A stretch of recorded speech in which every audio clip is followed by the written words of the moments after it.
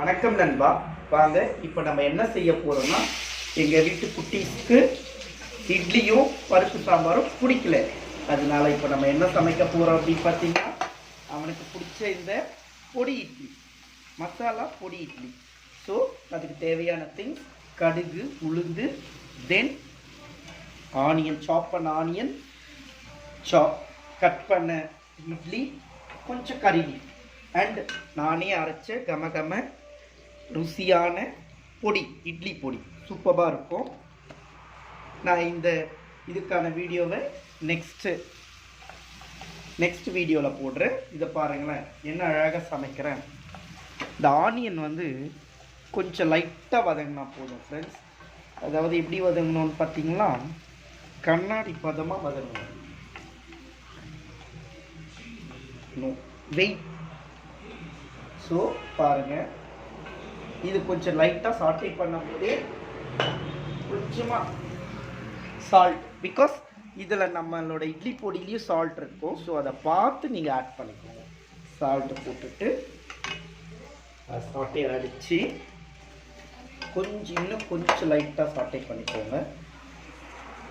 நான் கொஞ்சம் லோ ஃப்ளேமில் வச்சு தான் குக் பண்ணுவேன். அப்போ தான் ஆனியன் நல்ல டேஸ்டாக இருக்கும். சீக்கிரம் கலர் சேஞ்ச் ஆகாது. நல்ல அது ஃபுல்லாக குக் ஆகி டேஸ்ட் யம்மியாக இருக்கும். பாருங்கள், சூப்பராக இருக்குது.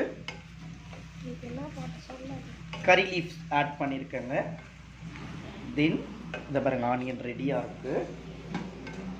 இப்போது நம்ம கட் பண்ணி வச்சுருக்க இட்லிஸை ஆட் பண்ணிக்கணும்.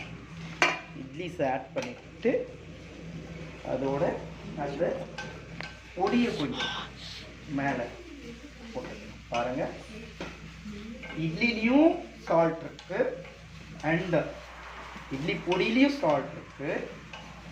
ஸோ நீங்கள் எல்லாமே சால்ட் ஆட் பண்ணுறதை மட்டும் பார்த்துக்கோங்க. அதே போல் இதுக்கு தனியாக குட்டீஸ்க்கு அப்படின்றதுனால காரப்பொடி போட வேண்டாம்.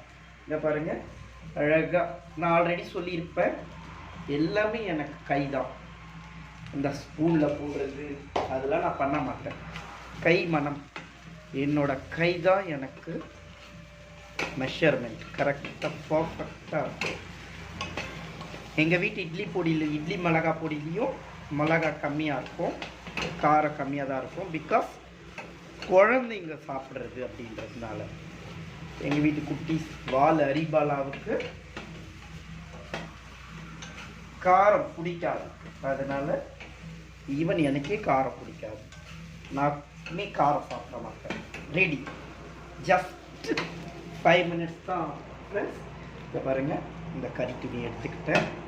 இப்போ நம்ம அந்த பிளேட்டில் ட்ரான்ஸ்ஃபர் பண்ணிக்க போகிறோம். நீங்கள் நிறைய பிளேட்ஸ் யூஸ் பண்ணணும்னு கூட இல்லை, கழுவணும், இதெல்லாம் பண்ணணும் கஷ்டம்.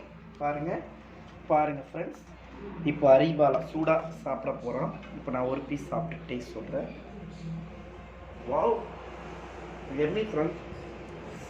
இந்த ஆனியனோட ஃப்ரெண்ட்ஸ் நான் இப்போ ஃப்ரெண்ட்ஸ் அரிபாலா சாப்பிட்றோம். எம்மி.